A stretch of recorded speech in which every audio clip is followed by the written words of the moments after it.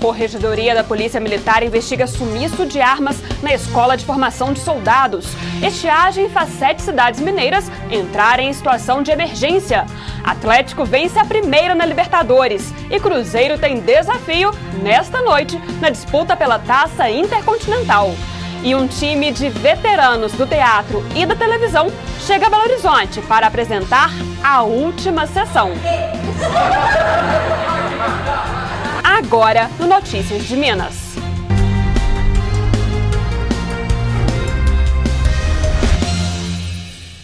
Boa noite.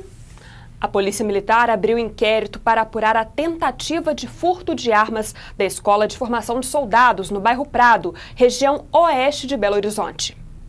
De acordo com a polícia, a porta da sala onde os sargentos em formação deixam as armas foi arrombada. Um soldado que fazia a guarda durante essa madrugada viu a luz acesa e foi até o local. No espaço, ele se deparou com a porta aberta, sem o trinco da fechadura e o cadeado retirado. Ele informou à PM que encontrou um outro soldado no local, que disse ter ido até lá para pegar um lençol. Quando o soldado entrou, percebeu que 2 pistolas, calibre 380 e uma calibre 40, de uso particular, haviam sumido. As armas foram encontradas pouco depois em um jardim que fica dentro da escola. A Polícia Civil esteve pela manhã no local, que passou por perícia. Policiais civis de Minas Gerais e de São Paulo realizaram hoje a Operação Tanque, no interior paulista, para desarticular uma quadrilha suspeita de roubar querosene de aviação. Desde o ano passado, foram desviados 500 mil litros de combustível durante o transporte da Regap, a refinaria Gabriel Passos de Betim, na Grande BH, para Brasília. Os agentes cumpriram mandados de busca e apreensão em distribuidoras suspeitas de receber o querosene. O litro do produto custa até R$ 8,00. Segundo a polícia, os ladrões paulistas atuam entre 7 Lagoas e 3 Marias, na região central do estado. A Polícia Rodoviária Federal apreendeu hoje cedo um carro e uma carga de carne transportada de forma irregular. 2 homens foram presos. O carro com placa do Rio de Janeiro seguia pela BR-040 quando foi abordado em Nova Lima, na Grande BH.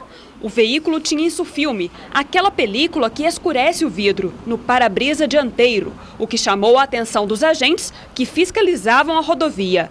Cerca de 400 quilos de carne estavam no porta-malas e no banco traseiro, sem qualquer refrigeração e sem nota fiscal. Segundo a polícia, os homens seriam pai e filho. O motorista admitiu que comprou a carne em uma distribuidora de Belo Horizonte. 11 acusados de fraudar o Enem e vários outros vestibulares de medicina foram soltos graças a habeas corpus concedidos pela Justiça Federal de Belo Horizonte. Entre eles, o homem apontado como um dos chefes do esquema. A Justiça considerou que o prazo da prisão, que era cautelar, excedeu sem o processo ser concluído. O grupo foi preso em novembro do ano passado, durante o vestibular da Faculdade de Ciências Médicas, em Belo Horizonte. Eles chegavam a cobrar R$ 70 mil de cada interessado em conseguir o gabarito. Na época, 33 pessoas foram detidas. A quadrilha usava equipamentos de alta tecnologia para transmitir o resultado das questões. Cabe recurso da decisão. 3 pessoas ficaram feridas em um acidente nessa manhã em um trecho da BR-381 que passa por Ipatinga, no Vale do Aço. O acidente foi no Morro da Uzipa, no sentido Ipatinga. O motorista do carro teria perdido o controle da direção quando fazia uma curva e capotou. O passageiro chegou a ser arremessado para fora do veículo. Ele foi levado para o Hospital São Camilo, em Coronel Fabriciano, e não corre risco. O motorista também teve ferimentos leves e foi atendido no local. Um motoqueiro que vinha logo atrás do carro também ficou ferido, mas recebeu os primeiros socorros na rodovia e foi liberado. Em São João Evangelista, no Vale do Rio Doce, ladrões tentaram arrombar um caixa eletrônico. O alarme disparou e os assaltantes fugiram. Na fuga, eles abandonaram o carro em um matagal. De acordo com a polícia, o veículo era roubado. Ninguém foi preso. A Igreja Católica celebra hoje o dia de São José, pai adotivo de Jesus e que foi escolhido para ser o patrono da Igreja de Cristo. O santo também é considerado o padroeiro dos trabalhadores. Irmãos e irmãs, eis o Cordeiro de Deus que tira o pecado do mundo. Desde cedo, muitos fiéis lotaram a igreja de São José, no centro de Belo Horizonte, e recentemente restaurada.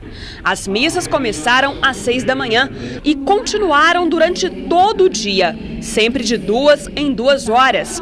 Algumas pessoas acompanharam a cerimônia em pé. E como São José se consagrou ao serviço do nosso Filho, nascido da Virgem Maria. São José é um dos santos mais populares entre os católicos. Ele foi marido de Maria, mãe de Jesus Cristo, e é considerado padroeiro universal da Igreja Católica. Era carpinteiro e, por isso, também passou a ser venerado como o santo dos trabalhadores.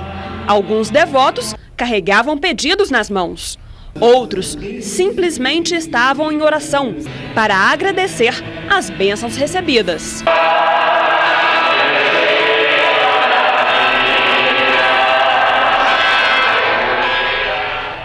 Daqui a pouco, às 8 da noite, será celebrada na Igreja de São José, no centro, a última missa em homenagem ao santo, pelo arcebispo metropolitano Dom Valmor Oliveira de Azevedo. Uma pesquisa inédita no Brasil revelou que pessoas obesas submetidas à cirurgia bariátrica têm menos chances de desenvolver o mal de Alzheimer. O cérebro passa a trabalhar em ritmo normal e os neurônios não ficam sobrecarregados. A Issa corre 5 quilômetros todas as manhãs, mas nem sempre foi assim. Eu não saía mais para passear, shopping, parque. Era para sair, mas tinha que andar. Se tem que andar, eu não ia. Há 11 meses, a dentista de 31 anos chegou a pesar 130 quilos, quando decidiu fazer a redução de estômago. Hoje em dia eu me vejo, claro, com 50 quilos a menos, bem mais disposta para resolver qualquer coisa, para correr, para fazer academia, para fazer aulas de qualquer coisa. Os benefícios para o cérebro com a perda de peso foram comprovados por uma pesquisa da Universidade de São Paulo. O levantamento ouviu 17 mulheres com obesidade mórbida antes da cirurgia bariátrica e 24 semanas após a operação. O resultado é que as pacientes analisadas não precisavam mais ter um esforço cerebral maior que as pessoas com peso normal para obter as mesmas respostas cognitivas, como atenção e percepção. Cíntia é uma das autoras do estudo. Ela explica que os neurônios dos obesos trabalham mais e esse esforço provoca um desgaste que aumenta em até 50% os riscos de uma demência, como o Alzheimer. Apesar da obesidade, ela trazer consequências ruins para o cérebro, se você emagrece, isso é reversível. A obesidade tem que ser tratada assim, que o cérebro pode se beneficiar com esse tratamento também. O país é o segundo no mundo em números de cirurgias deste tipo, só perde para os Estados Unidos. Existe a descrição de 85 doenças relacionadas à obesidade que melhoram quando a pessoa perde peso, que melhoram quando ela faz cirurgia bariátrica. Com apneia, arritmia cardíaca, diabetes e dores nos joelhos e nas costas, Simone também decidiu encarar o centro cirúrgico. Eu acho que eu vou ficar muito mais ágil, muito mais veloz no pensamento. Eu vou ter outra vida. É praticamente outra vida depois da cirurgia. Um dispositivo criado por um médico mineiro pode revolucionar a cirurgia de catarata. Desenvolvida com a ajuda de uma impressora 3D, a peça é indicada principalmente para pacientes que têm a pupila reduzida.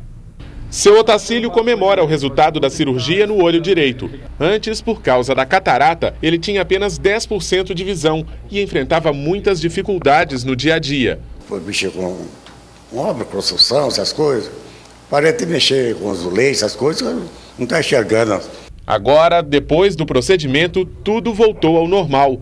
Tranquilo, graças a Deus. O que foi operado está igual isso aqui. A cirurgia, neste caso, foi mais do que especial. Pela primeira vez, foi utilizado o dispositivo criado pelo médico da Santa Casa de Belo Horizonte, o chamado Anel de Canabrava, batizado com o sobrenome do oftalmologista. A peça, feita de plástico biocompatível, foi desenvolvida com a ajuda de um programa de computador e uma impressora 3D. O anel é indicado principalmente para pacientes que têm a pupila reduzida. Mais ou menos 5% dos pacientes que têm, por exemplo, diabetes, uveíte ou tiveram uma inflamação prévia antes de fazer a cirurgia de catarata, eles não dilatam a pupila. O que acontece? A gente tem que entender que a catarata ela fica atrás da pupila do paciente. Como ela está atrás da pupila, se você não tem essa pupila alargada ou dilatada, o cirurgião não consegue tirar essa catarata. O anel de Canabrava é o primeiro instrumento desse tipo no mundo, idealizado, pesquisado e testado no Brasil. Para se chegar ao tamanho ideal, foram necessários 10 meses de pesquisa. Tem um olho, no programa de computador que vai dar pra gente, esse anel pode ser que ele dê certo. Aí o segundo passo é em teste em olhinho de porco, Não tem nada a ver com olho de porco, porquinho morto, não. Depois do abate, os olhos de porcos é onde que os oftalmologistas fazem testes mesmo. E com o novo dispositivo, a cirurgia de catarata ficou mais simples e mais segura, tanto para os médicos quanto para os pacientes. A gente coloca o anel pela mesma incisão que a gente fará a cirurgia de catarata, de forma que diminui o número de cortes para o paciente, então a recuperação é mais rápida, o olho do paciente vai estar mais rapidamente recuperado. Outra vantagem é a queda no preço da cirurgia. Em alguns casos, o valor cai de R$ 600 para R$ 30. Atualmente, esse tipo de procedimento não é realizado pelo SUS, exatamente pelo preço. É uma coisa que eu acredito, pela toda a experiência que eu tenho de congressos e de pesquisas em sites relacionados à pesquisa, não conheço nada ainda semelhante de outras pesquisas assim, mas acredito que o brasileiro é muito criativo, tem tudo para sempre estar inovando e criar novos instrumentos aqui no Brasil. Encher o tanque do carro de maneira errada contribui para o aumento da poluição. E o que é pior, pode trazer problemas sérios de saúde. Sabe aquele cheiro de gasolina na hora de abastecer? Nossa, às vezes fica mesmo combustível no carro, é verdade, a gasolina parece que você encheu o tanque dentro do carro. Imagine o frentista com esse contato diário. Às vezes, à tardezinha, costuma assim ter dor de cabeça. O trabalhador está ali durante toda a jornada de trabalho exposto a esses vapores. São 3 os benefícios de se abastecer até o destravamento automático do bico. O primeiro é preservar a saúde do frentista. O segundo é evitar a emissão de gases na atmosfera, preservando o meio ambiente. E o terceiro, problemas mecânicos no carro. Acaba entupindo o bico do carro, então o resultado disso também, consequentemente, seria o carro começar a falhar. Em grandes metrópoles, a poluição do ar, principalmente por poluentes dos combustíveis, pode trazer sérias complicações para a saúde. Você tem uma redução da defesa do pulmão, então o risco de infecções respiratórias passa a ser mais frequente. E alguns tipos de câncer, câncer de pulmão, leucemia e linfomas, são mais frequentes em pessoas expostas a esse tipo de composto. Mas existem maneiras de cuidar mais da saúde. Além de não ultrapassar o limite na hora de abastecer, alguns países já adotaram um aparelho que aspira e evita a emissão dos gases tóxicos dos combustíveis. A seguir, seca faz 7 cidades mineiras entrarem em situação de emergência. Em instantes.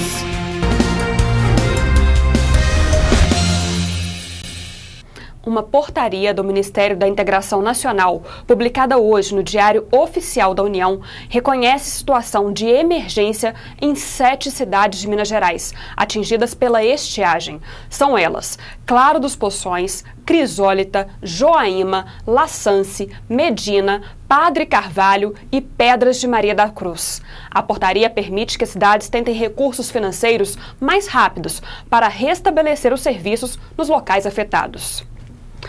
A sexta-feira promete ser de sol em toda Minas Gerais. O calor e a alta umidade em algumas regiões devem provocar pancadas de chuva típicas do verão que termina amanhã.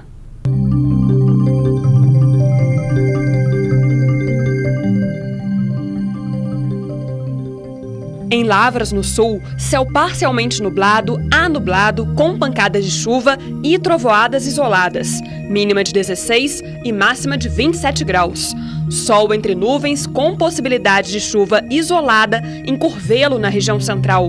Mínima de 17 graus. Céu parcialmente encoberto em Serra dos Aimorés, no Vale do Mucuri, com máxima prevista de 34 graus.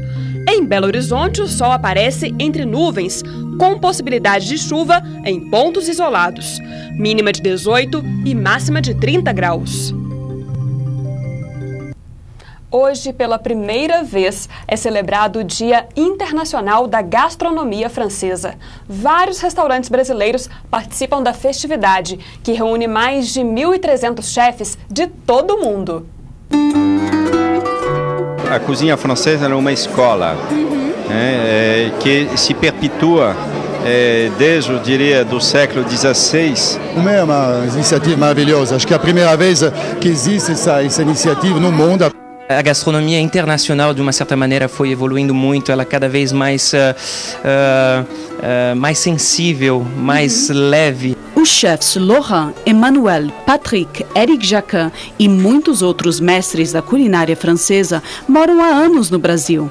Eles vão estar entre alguns dos quase 60 restaurantes do país que participam do Dia Internacional da Culinária Francesa. O menu foi concebido na França pelos maiores chefes franceses. Eles são reduzidos aqui localmente para se adaptar às tradições locais.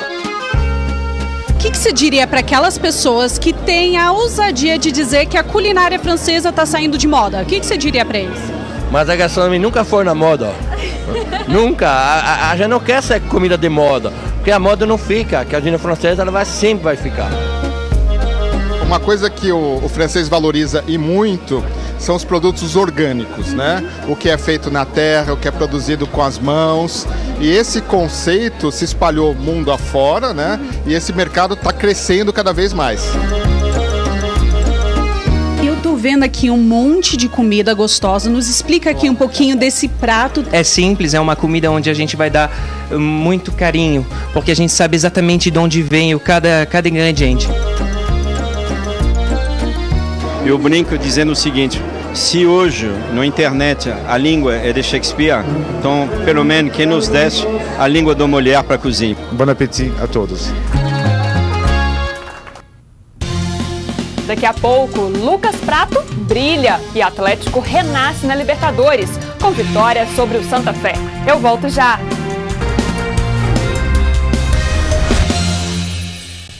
Futebol. O Atlético conquistou ontem a primeira vitória na Libertadores. A equipe derrotou o Santa Fé da Colômbia por 1-0 com gol de Lucas Prato. Foi o primeiro jogo do argentino dentro da competição com a camisa alvinegra. Apesar do placar magro, a conquista dos 3 pontos dá esperança para o Galo, que está empatado com o Atlas do México. A equipe tem mais 3 jogos para tentar a classificação para a próxima fase, sendo que 2 são dentro de casa, aqui em Belo Horizonte. O próximo é no dia 9 de abril e o adversário será de novo o Santa Fé. E o Cruzeiro entra em campo logo mais às 10h15 da noite também pela Copa Libertadores. A equipe enfrenta o Mineiros na Venezuela, que chega aos gramados com problemas sérios. O melhor jogador do time está suspenso e o treinador foi demitido na segunda-feira, depois de uma derrota no campeonato local por 5-2. Já o Cruzeiro joga descansado, depois da folga do fim de semana no Mineiro. Entre os desfalques, o volante Williams, que será substituído por William Farias, e o atacante William. No lugar dele, assume Alisson, que tem se firmado como titular nos últimos jogos. Se vencer, a Raposa divide a liderança do grupo com o Universitário. No América, um jogador tem se destacado, o goleiro João Ricardo. Como a Muralha, o atleta está sem tomar gol há vários jogos. Só pelo Campeonato Mineiro, já são 4 partidas sem ver a bola balançar as redes. Os números de João Ricardo estão aí para comprovar. Já são 5 jogos sem levar gols, 4 pelo Campeonato Mineiro e 1 pela Copa do Brasil. Com isso, o Coelho tem a melhor defesa do torneio estadual. O goleiro sabe da importância da marca. O que mais difícil é os treinamentos, né? Dia a dia. E às vezes a responsabilidade também pesa bastante. No Campeonato Mineiro, João Ricardo foi batido apenas em cobranças de pênalti contra o Atlético, RT e Tupi. O bom momento, porém, é dividido com os companheiros. O camisa 1, que já teve participação importante na Série B de 2014, destaca que os jogadores de linha ajudam no sistema defensivo. Quando você fica, praticamente a gente está com a Copa do Brasil, há 5 partidas sem tomar gol, muita gente, a imprensa, torcedor, todo mundo valoriza mais o sistema defensivo. Mas aí você vai comparar dentro de campo, você vê o Sávio, Felipe Amorim, se doando ao máximo na marcação. Então acho que todo mundo, o grupo inteiro está de parabéns. Para o jogo contra o Cruzeiro no domingo no Independência, João Ricardo tentará segurar mais uma vez a força dos adversários. É bom lembrar, no entanto, que ele vai enfrentar um dos melhores ataques da competição e que tem Leandro Damião. Uma vitória sobre considerado grande de Minas sempre dá aquele pontapé inicial para a gente buscar o que tá faltando às vezes. No próximo bloco, Terapia em Cena. As damas do teatro brasileiro estão em Belo Horizonte para um espetáculo que fala do amor na maturidade. Uma entrevista especial que você não pode perder.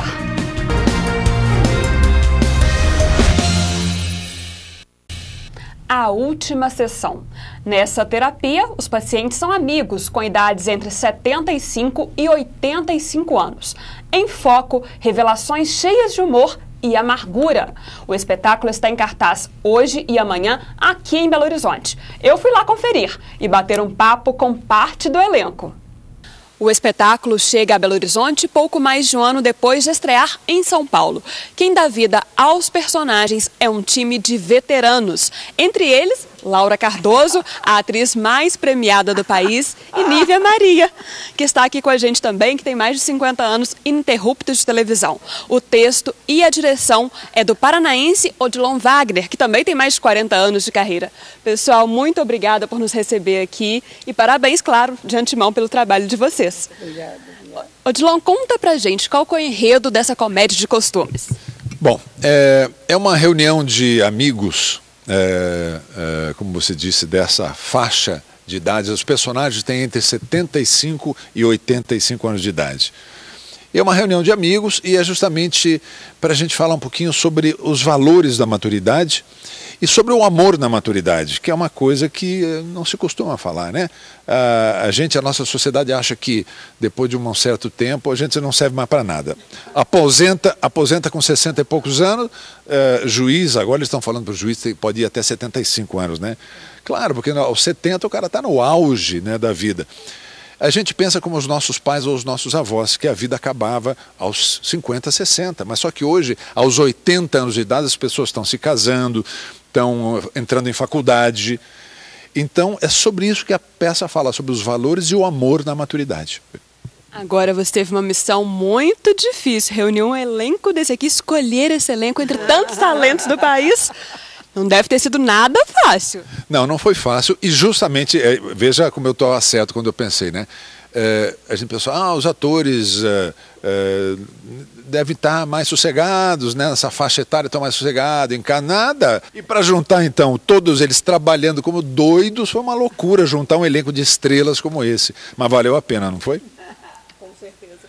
A peça é uma homenagem aos veteranos do teatro?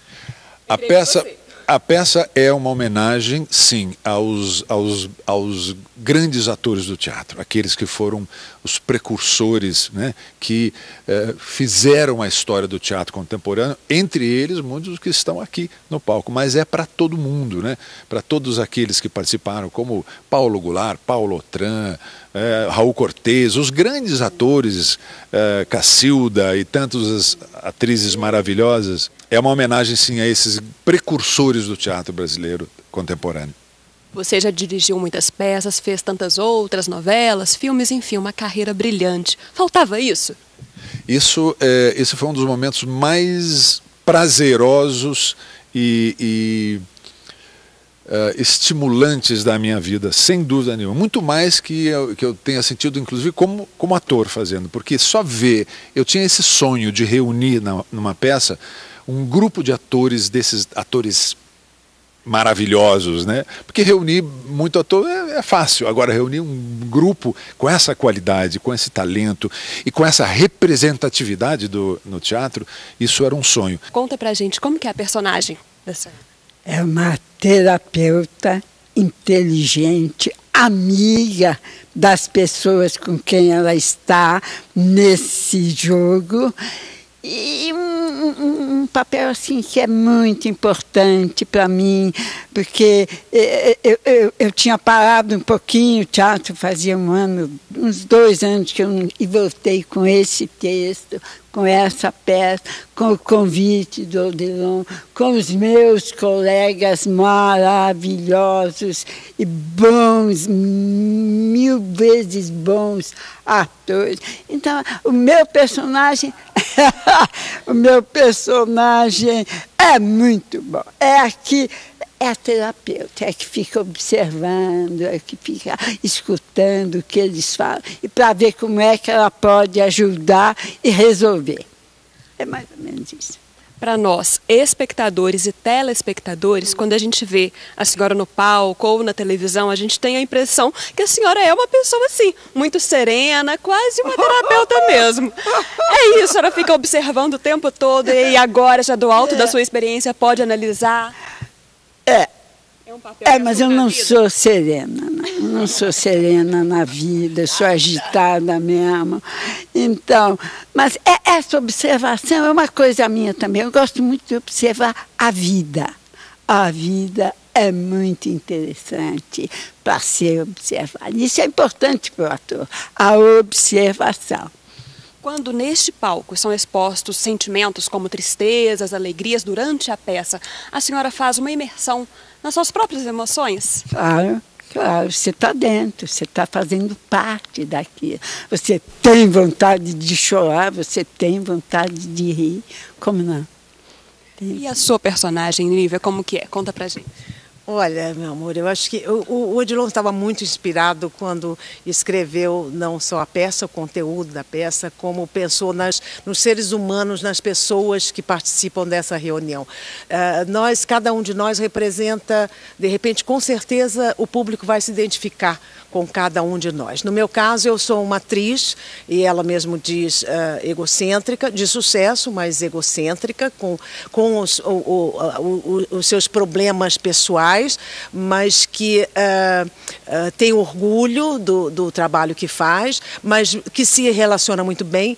Digamos que ela é uma pessoa analisada, apesar de estar no grupo, segundo o próprio Odilon, como diretor, disse, e que discute, através dela, exatamente se discute o tema do amor na maturidade, das relações afetivas na maturidade, que é uma coisa que às vezes as pessoas não acreditam que a pessoa com mais idade possa se apaixonar, possa sonhar com uma relação a dois, com uma vida a dois.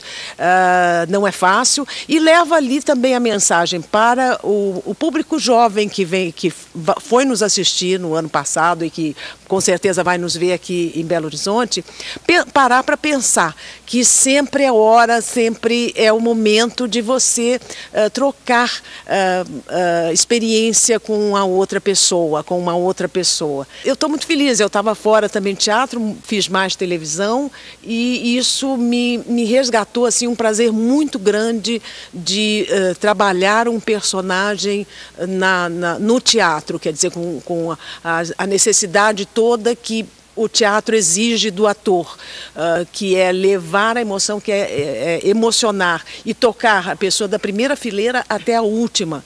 Então, não é muito fácil, porque na televisão você tem a câmera que te traz muito próximo. Aqui você tem que levar a sua emoção, o que você está sentindo na hora, para toda uma plateia, da primeira à última. Agora, com as suas décadas de experiência e ainda na personagem de uma atriz, você deve ter se sentido muito à vontade nesse papel. Olha, eu me senti sim, porque claro que a gente... bom, eu nem pensei nisso, vou te ser sincera. Eu não liguei que ia fazer uma atriz e eu sou uma atriz, não é isso. Eu vi mais a mulher, o ser humano, essa mulher madura, com essa experiência, com a sua história, com a sua família, com a história de família que ela tem, com a luta na própria profissão. Enfim, eu acho que é mais isso. É como disse a Laura, nós somos observadores das pessoas, dos seres humanos, homens, mulheres, da vida, do comportamento, da sociedade. Como é voltar ao público de Minas, voltar a se apresentar aqui para o público? Amo Minas, amo Minas, adoro o povo de Minas. é bondoso, é agradável, é sincero. Vamos fazer o convite para quem está em casa poder vir assistir? Quem quer fazer o convite aqui comigo? Nós estamos no Sesc Palladium, hoje, quinta-feira, 19 e amanhã, sexta-feira, dia 20, às 8h30 da noite, evidentemente. Tá ótimo, gente. Muito obrigada por ter nos recebido. Muita sorte e sucesso com esse espetáculo. Para todos vocês. Obrigada. E o Notícias de Minas termina aqui. Os destaques do Brasil e do mundo às 10h20 no Rede TV News. Para você, uma boa noite e até amanhã.